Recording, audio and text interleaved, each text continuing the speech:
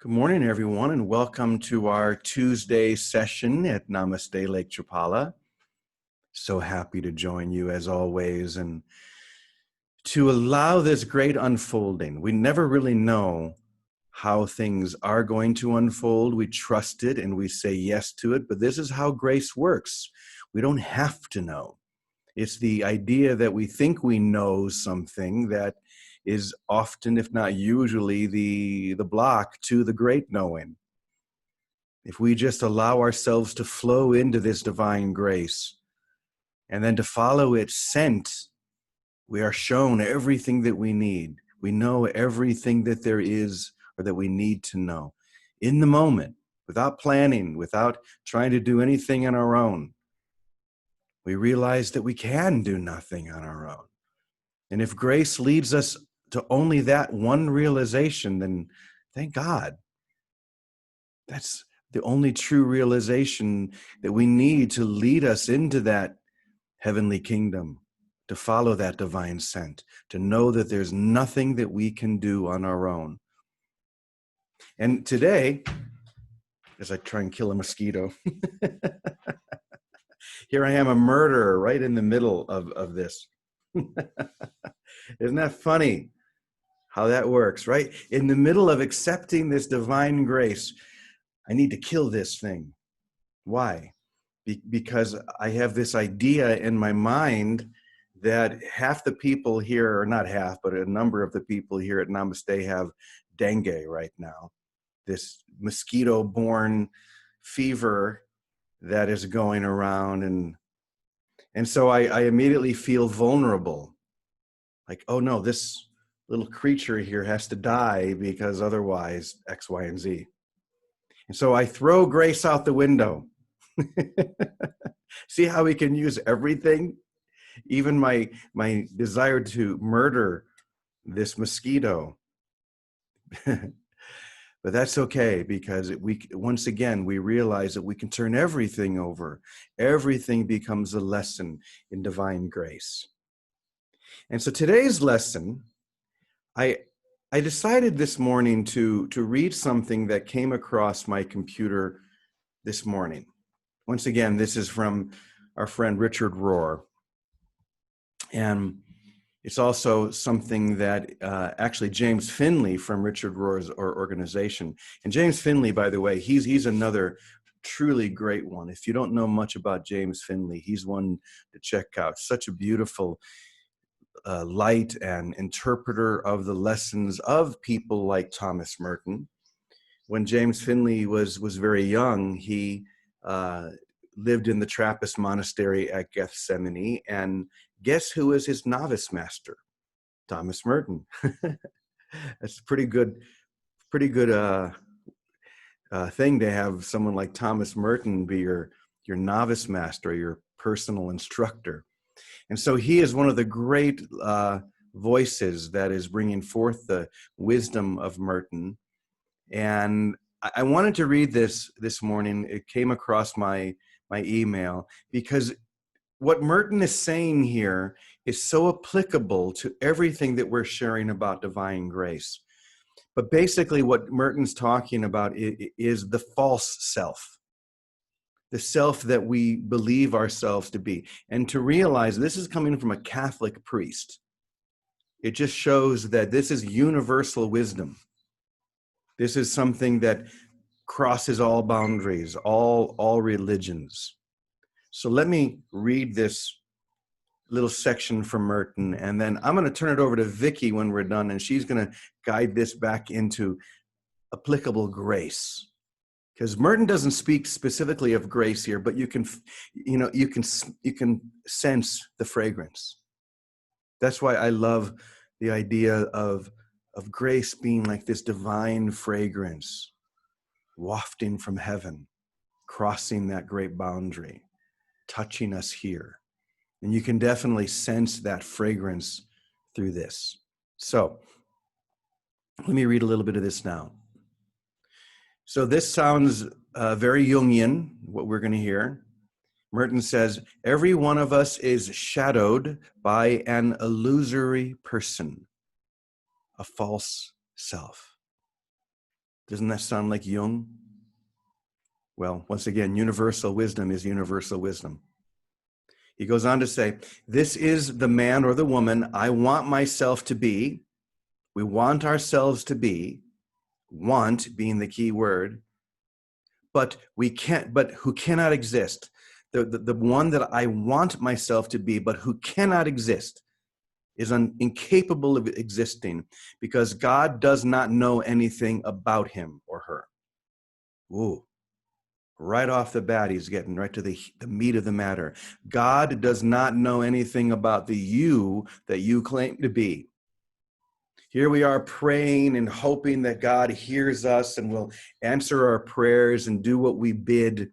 All the while, at least what we're hearing here, is that experience, that you, God doesn't even know about. That can be either the most frightening or the most liberating thing that you could ever hear. I believe it's the most liberating thing that we could ever hear because it's the first guidepost that leads us out of this illusory self. So once again, this man I want myself to be who cannot exist, but who cannot exist because God does not know anything about him. And to be unknown by God is altogether too much privacy. What a great line. To be unknown of God is altogether too much privacy. We try and lock ourselves into this private prison and then claim to be empowered. We claim that this is what makes us whole and great, to be separate, to be unknown by God. All too much privacy. All the while that door is open and unlocked and we can step out anytime we want. We just have to choose to join, which is what we're doing here. We choose to join and to let that egoic privacy dissolve. Okay, he goes on to say, we are not very good at recognizing illusions, least of all the ones we cherish about ourselves, the ones we are born with and which feed the roots of our ideas, our sins. But for most people of the world, there's no greater subjective reality than this false self of others, which, once again, cannot exist. It's impossible. A life devoted to the cult of this shadow is what we can sometimes call a life of sin, a life of separation, a life of denial. Many of us don't like that word sin, but we don't want to deny the denial that sin is always trying to assert. I become the actual denial of who I really am. And if you want to call that sin or something else, that's fine. Okay, let's talk about sin a little bit more, because this is Merton talking. All sin starts from the assumption that my false self, or the self that exists only in my own egocentric desires, is the fundamental reality of life to which everything else in the universe is ordered. The assumption of my false self, the idea that this me that I've created is real or really exists. Thus, I use up my life in the desire for pleasures and the thirst for experiences, for power, honor, knowledge, and love, to clothe, this is going to be very interesting, to clothe this false self and to construct its nothingness into something objectively real. I'm going to try and put clothes onto this false self to make it feel real. This is really a tricky idea, but I think Merton is really onto something here. Deep down, I know that this false self I have created is nothing. That's what he's saying. I know this. I can deny it, but deep down I know that who I have created here is not real. So what I try and do is I try and put clothes and padding and anything else I can find on top of it so that it seems to puff out. It seems to fill out. It seems more real to me. So let's go on and hear what he has to say about that. He says, I wind experiences around myself and cover myself with pleasures and glory like bandages in order to make myself perceptible to myself and to the world. Wow, let me back up and read that one more time. I wind experiences around myself, the past, and cover myself with pleasures and glory like bandages in order to make myself perceptible to myself and to the world, as if I were an invisible body that could only become visible when something visible covers its surface. Wow. Like the invisible man. This is what Finley's going to go on. And actually, it's Richard Rohr that goes on to say this, that we are like the invisible man that is not visible at all. But if I can wrap bandages around myself because the bandages are visible, now I believe I am visible. But once again, the manifestation of the false self will always be false. It will always be unreal. And this brings us back to grace. The only thing that we can truly wrap around ourselves or fully accept, which reveals who I really am, is grace itself. Is grace itself. Anything less than that is just a bandage trying to make the invisible man become visible.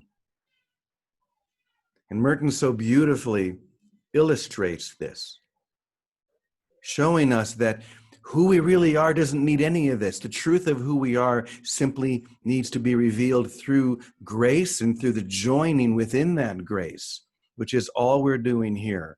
We're allowing this joining, this holy experience to take us over.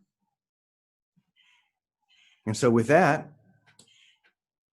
I don't know if this made any sense or not, but I'm going to trust that it made some sense and turn it over to Vicki and see if Vicki can make it even more practical for us. Okay, Jimmy, that's great. I didn't see it yet today. I haven't had time, but I love that spin. I love everyone's spin on what is universally true. Love, grace, God. So, and this is in our language, because it's in our language. It's English, it's Christian, it's in a language we all understand. This is kind of what was occurring to me today around this, even before the call, as I'm really opening up, because you brought up the theme of grace to grace. This is what it feels like to me. That grace, I wrote it down so I can remember what I thought. It is, it's the natural residue of God, of our Creator. That somehow, because God is everything, and He may not know of our dream state and our masked identities, but there is no spot God is not. So that natural residue that we call grace is that same energy that is pervasive in everything, everywhere, all the time, even through this dream state that's an overlay on what's eternal. And what that does is brings everything into natural perfection and harmony, even in this dream state, if we join with the spirit rather than with the mask of who we are within, and with the divinity, the Christ of our brother. That's all joining is. Joining is coming together beyond the mask, regardless of the mask, for ourselves and for our brother, and to see there's no difference. There's no separation, because that was the only problem, to think that there was two when there's nothing but a consistent one unified state. So this natural residue that I'll call grace only is receptive when we are not in our masked state. To our experience, it's always operative. It's a functional operating system. Oh, how about that? It's an operating system on its own, but we cannot benefit by it when we're not aware and open to it. And the way we're open to it is we do not protect the image, the wrappings, the mask. Now that can happen from mild to wild. It can happen in a little thing when we say, like you started, I don't know what to do about this situation. And pause for a moment. Grace floods us because there's a crack in the armor there of because the image thinks it knows something. That's why it makes all the mass. But when we say, I don't know, we're receptive, and grace naturally fills in like a vacuum. It won't stay empty. On the other side of it is total breakdown. In AA, they call it the gift of desperation. So from mild to wild, when we are not protecting this external mask in any way, in ourselves or in our brother, and we stop trying to fix and solve anything on our own, we become open to this other operating system, which is grace. And then grace just floods in because it's already there. There's no getting to it, no waiting for it. It's just already there. And now we can be aware of it. Not only that, this is why we're the party division here. We can enjoy it. Yeah. That is the greatest gift we give to our Creator and to one another, that we enjoy our real nature, our divine nature, our holiness. But that's why this is experiential, and you and many, many now are guided to help all our brothers come into the experience of direct grace on their own, not dependent on a teacher, not dependent on a book, not dependent on any tradition, not dependent on anyone else agreeing, but by discovering the natural operative law of grace, which is love, God's love, because we're not protecting ourselves against it. Because we're realizing, the Course says, by grace I live, by grace I am released. Not trying to make up the solution, but that's why a forgiving mind meets the conditions of grace, because a forgiving mind isn't holding anyone, ourselves or our brother, accountable to the mask. No longer are we responding and dialoguing with a mask and be image makers anymore. Now, forgiving mind says, I recognize the holiness of light that we are, that I am, that you are, in spite of whatever mask or actions you might be wearing or doing. You know, mild to wild again, whether it's saint to sinner, doesn't matter which personality you get in, all personalities are masked. That's why it's above the battleground. When we see the light, the holiness that pops out, that shines when we look for only that, then there's no state of saint to sinner anymore. There's only a state of total holiness and oneness. So grace is the operating system, natural residue of God, and that's what I've got. Oh, Is that man. okay? Oh, it's more than okay. Thanks, Jimmy. You just knocked it out of the park, Vicki. I love thinking of grace as an operating system, because so is the ego. The ego has its own operating system.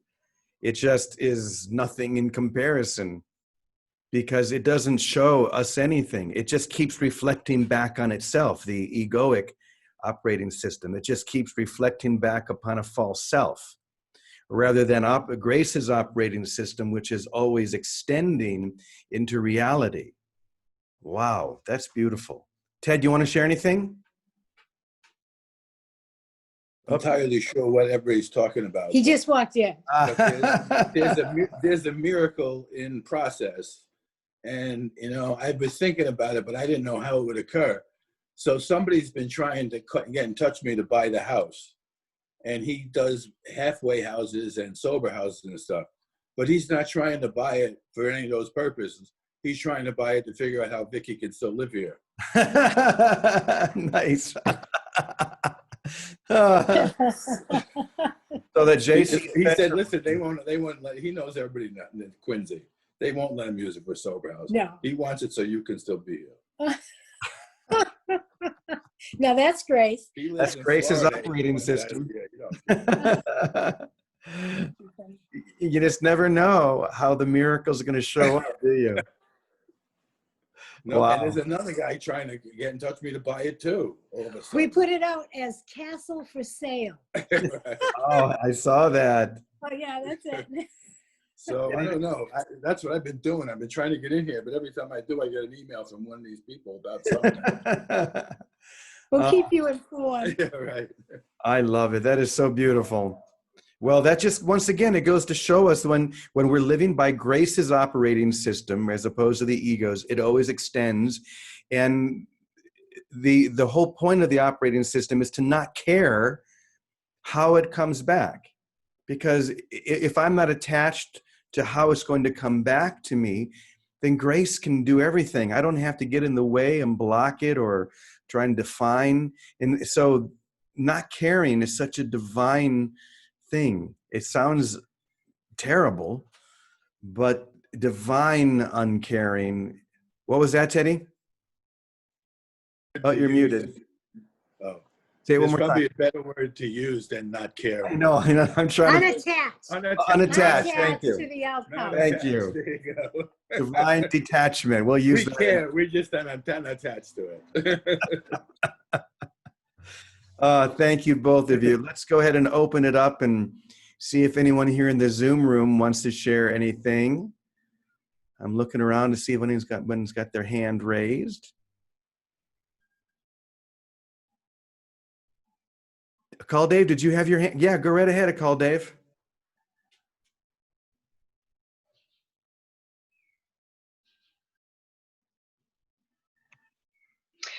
Yeah, just briefly, just want to say that before sin was a punitive word associated with religious thinking, it was an archery term, and it meant off the mark.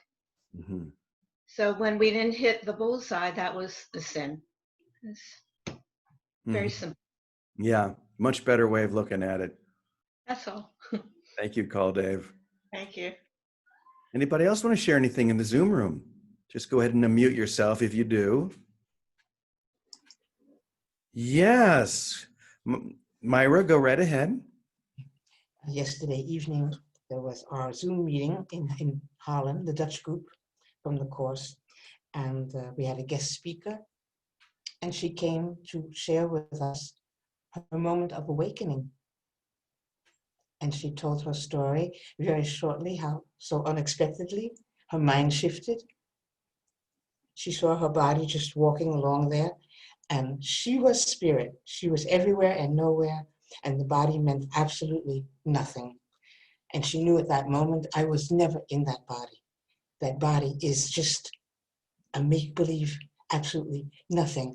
And she went on to tell her story, and why I am telling it now is that I was watching her, and she was just beaming. I was witnessing this light, this beaming, and that was then, I can only call it my moment of grace, my gift of grace from God. I melted as one with her. There was no difference.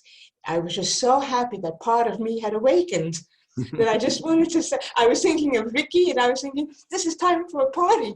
Because our mind is waking up. Guys, do you realize what's happening here? This is such a gift, and I'm still bubbling all day, and I just love it, and I just wanted to share that. Yeah, thank you. Yes. When anyone awakens, we all awaken. That's for sure. That's beautiful. Thank you, Myra. Anybody else before we turn to Namaste? Okay, I'm going to go ahead and highlight you guys there at Namaste so I can see you all. Good morning, everyone. Wonderful to see all of you. Anyone there want to share anything?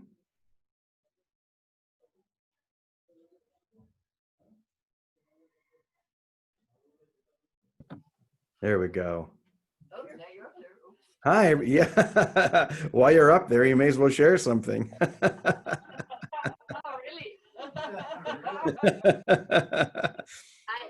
Good morning, Hi. Joy. Good morning. Good to see you all. Well, this is beautiful, but there was something that was triggering a thought in me, and yeah, I would like to share about it. Well, Vicky was speaking, and then Teddy, I read on her screen, Victoria Poppy. And right away, it came like, oh my God, in the United States, women keep the last name of the ex-husband after separation. And then it was that word after separation, you know, after divorce, separation. And then it was like, I thought, but that's so unfair. You just want to, because I just got divorced, you know. You just want to get rid of that person and not to have anything to do with him and all that after separation.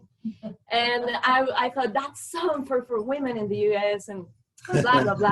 And right away, you just get caught, you know? Divine detachment is not happening right there. So then it always, to me, it's about willingness. Like, okay, I'm entangled in something, and I know what I'm just actually, all these thoughts are not the truth. So, okay, I'm willing. And then it comes right away. Okay, they are not separate. He is not someone she really wants to get rid of or forget about. He is Christ, you know? And that's the first separation that we went through. And it's not even in reality, but we thought we're trying to get separate from our true nature, from Christ. So may as well would be nice to keep that Christ last name. And then we all would be James Christ and Joyce Christ and Don Christ. And then we can remember that we belong, that oneness is always there, that we belong together. So now it's no longer, oh, how unfortunate. No.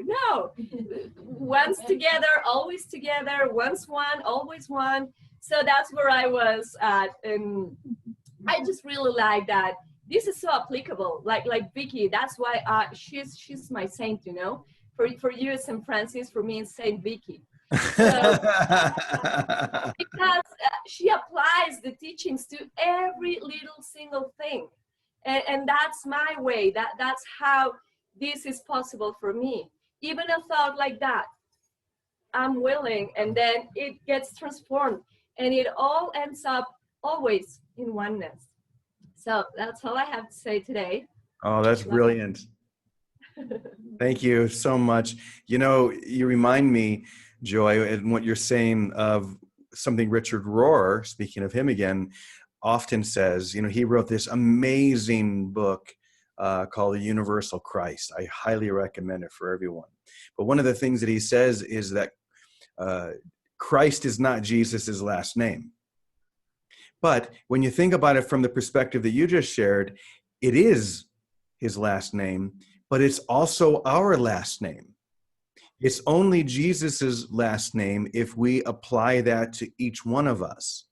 If we all take that as our last or our original name, because that's all the Christ is our original nature, who we really are, who we are without those shadows or those bandages trying to make the invisible man visible. We are all the Christ. So in that sense, Jimmy Christ, Joy Christ, Jeff Christ, it all applies. So just another nice way of looking at it. Thank you, Joy. Anyone else there want to say anything? Share anything at all? Bethel, come on up. Keep Ahihik weird. I love that. Keep Ahihik weird. Oh, it's backwards on the TV. Oh. So I like what Vicki had to say about the operating system. I don't understand operating systems or computers, but I do understand somewhat TV.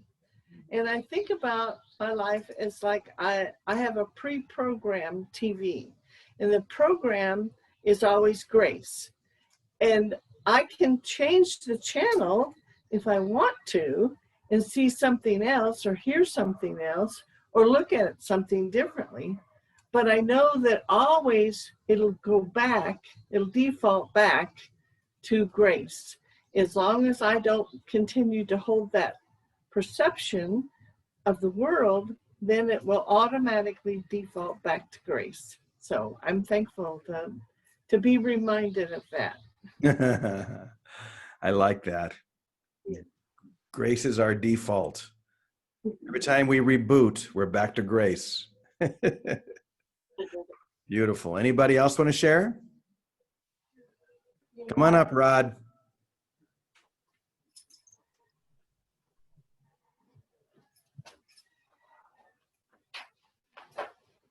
Good morning. Good morning. What a great experience and joy. And it reminds me so much of choosing that channel of the ego. And the ego operating system is really working good when you're not even aware that you're making ego decisions. And I like the way you described the invisible man who put bandages on so you could see his form. And most of the time, we even go beyond that little thin bandage. We use armor. Yeah, armor. From Middle Ages, the more armor we put on, the more important, the more substantial we thought we became. And what's really satisfying for me is that I know no matter how many layers of armor I have on or how important I am in the world of form, grace was there long before anything. And what's so apparent to me now,